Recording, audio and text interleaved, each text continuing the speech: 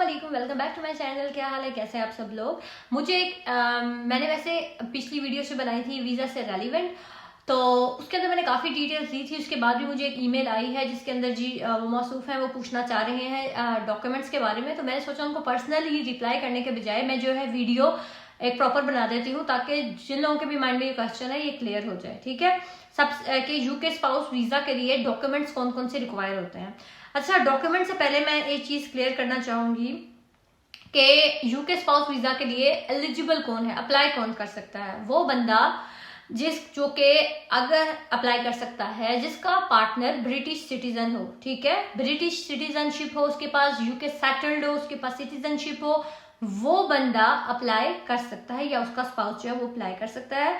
आप लोगों की शादी हुई भी हो, या आप लोग एक फियांसी वीजा पे हो, ठीक है, या फिर आप लोग जो है वो फियांसी हो और आपके पास प्रूफ हो कि आप लोग 6 मंथ के अंदर जो है शादी करने वाले हैं। उसके अलावा यूर रिलेशनशिप जो है, your relationship must be at least 2 year old. ठीक है, आपका जो भी रिलेशनशिप है वो नया रिलेशनशिप नहीं है, 2 महीने पहले जी आप लोगों की मुलाकात हुई है और आपने सोचा जी हम शादी कर ली है, और हमने इस तरह से नहीं। आपको अपने रिलेशनशिप को प्रूव करना पड़ेगा कि आप लोगों का रिलेशनशिप एटलीस्ट 2 ईयर ओल्ड है।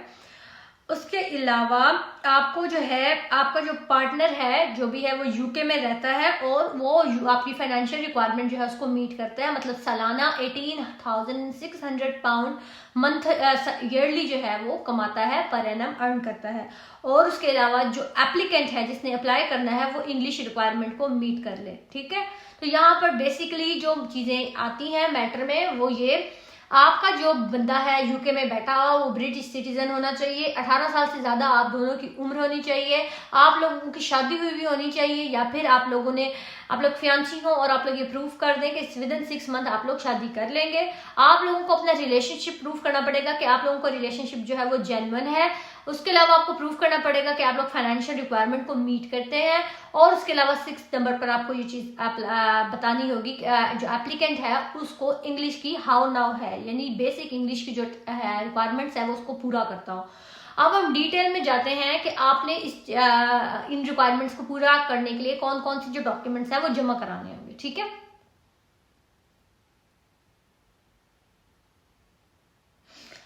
तो जी बेसिक सबसे पहले तो आपको यूके वीजा एप्लीकेशन फॉर्म आपको वो फिल करना होगा, सबसे पहला डॉक्यूमेंट। ठीक है, उसके बाद नेक्स्ट नंबर पर आ जाएगा आपके पास वैलिड पासपोर्ट होना चाहिए। अब वैलिड पासपोर्ट का मतलब ऐसा पासपोर्ट जिसके 2-3 या 1 पेज एटलीस्ट खाली हो जिसके ऊपर, ताकि वो वीजा लगा सके। ठीक है, और उसके अलावा अगर आपके कोई प्रीवियस पासपोर्ट्स हैं तो आपको वो भी जमा करवाने पड़ेंगे, ताकि वो उससे आपकी ट्रैवल हिस्ट्रीज वगैरह देखते हैं। पर अगर आपका पहला पासपोर्ट है तो भी कोई मसला नहीं है, ट्रैवल हिस्ट्री वगैरह की कोई मसला नहीं है, आपको जो भी आपका नया पासपोर्ट है आपको वो देना होगा।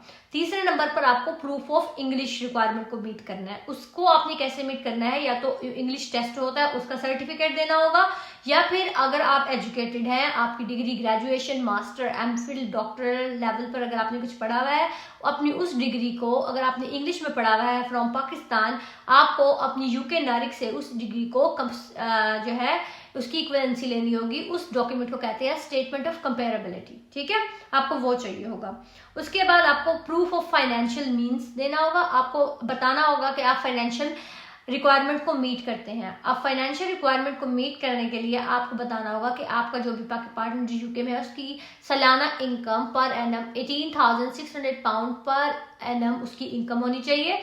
उसके लिए उनकी जो वेज स्लिप्स हैं आपको वो चाहिए होंगी, उनके जहाँ पर वो काम करते हैं वहां से आपको लेटर चाहिए होगा कि ये यहाँ पर एम्प्लॉयड है, और उसके अलावा आपकी जो बैंक स्टेटमेंट है वो चाहिए होंगी। ठीक है, अगर आप 18,600 पाउंड पर एनम नहीं करते तो आपके पास एक और ऑप्शन भी है कि आपके अकाउंट में 16,000 पाउंड की मिनिमम सेविंग्स होनी चाहिए। ठीक है, उसके बाद नेक्स्ट है प्रूफ ऑफ रिलेशनशिप। आपको अपना प्रूफ ऑफ रिलेशनशिप देने के लिए आपको अपना मैरिज सर्टिफिकेट देना पड़ेगा। Marriage certificate, legal marriage certificate, जो मैरिज डॉक्यूमेंट, निकाहनामा नहीं, निकाहनामे के साथ जो अगला डॉक्यूमेंट जो कि लीगल होता है जिसको हम मैरिज सर्टिफिकेट कहते हैं, जो यूनियन काउंसिल से आपको कंप्यूटराइज फॉर्म में मिलता है वो। और उसके अलावा आप लोगों की शादी की जो फोटोग्राफ्स हैं थोड़ी सी वो, उसके अलावा एज अ कपल आप लोगों ने कुछ तस्वीरें जो इकट्ठे बनवाई हैं वो, और कुछ आपकी पिक्चर जो आपकी फैमिली के साथ हो वो। इस तरह करके ये कुछ आपकी पिक्चर्स हैं आपको ये। उसके अलावा आपके पार्टनर ने, ये मैं आपको जितने ज्यादा प्रूफ आप देंगे उतना ज्यादा आपका जो रिलेशनशिप है ये जेन्युइन है, इसको आप प्रूव कर सकेंगे। ठीक है, आपकी जो चैट हिस्ट्रीज हैं, आप जो बात करते हैं ईमेल पर, व्हाट्सएप पर, मैसेजेस पर, उसकी फोटोकॉपीज करवा लें। वो साथ में अगर आपको कोई मंथ आपके बैंक अकाउंट में कोई पैसे वो ट्रांसफर करते हैं आपके स्पाउस, तो उसका भी आप कोई प्रूफ दे सकते हैं। कोई गिफ्ट्स आपस में एक्सचेंज किए हैं तो उसकी जो आप सेंड करते हैं और आपको जो रिसीट मिलती है, आज फॉर एग्जांपल अगर पाकिस्तान से है तो टीसीएस वाले या फेडेक्स या डीएचएल जो भी है यूके से आ रहा है, वो रिसीट आप दे सकते हैं कि जी ये देखें ये पार्टनर्स हैं, इनके दरमियान गिफ्ट्स का जो है एक्सचेंज भी होता रहा है। तो इस तरह की जो चीजें हैं वो आपके रिलेशनशिप को ज्यादा जेन्युइन प्रूफ करती हैं। तो ये सारी चीजें जरूरी नहीं है, पर जितनी ज्यादा होंगी उतना इजी रहेगा आपके रिलेशनशिप को प्रूफ करना। उसके अलावा नेक्स्ट है जी आपका पूरा नाम, आपका जो सही नाम है जो आपके मैरिज सर्टिफिकेट पे लिखा हुआ है, आपके पासपोर्ट पे लिखा हुआ है, आपकी डेट ऑफ बर्थ, और उसके अलावा आपका जो है आपके पेरेंट्स की डेट ऑफ बर्थ, उनकी नेशनैलिटी वगैरह, ये चीजें भी मैटर करती हैं। उसके बाद आपको प्रूफ ऑफ अकोमोडेशन भी देना पड़ता है। आपको जो है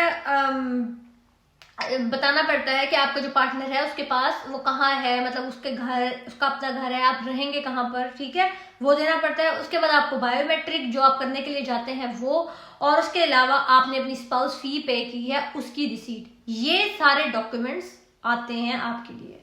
ठीक हो गया। तो ये जी मैंने पूरी प्रॉपर चेकलिस्ट बता दी है।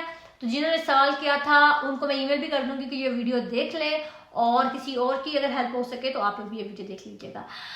तब तक के लिए जी मुझे दीजिएगा इजाजत। और अगर आप चाहते हैं कि मैं किसी टॉपिक के ऊपर बनाऊं वीडियो जो कि स्पाउस वीजा से रेलिवेंट हो, तो प्लीज मुझे कमेंट करके इस वीडियो के नीचे बताइएगा, ताकि मैं नेक्स्ट टाइम इस टॉपिक पे वीडियो बनाऊं। वैसे तो मुझे क्यूरीज आती हैं, मैं ईमेल पर रिप्लाई कर देती हूँ, पर मेरी कोशिश होती है कि मैं इसके ऊपर वीडियो भी बनाऊं, ताकि अगर इस तरह का क्वेश्चन किसी और के माइंड में है तो उसका भी कॉन्सेप्ट क्लियर हो जाए।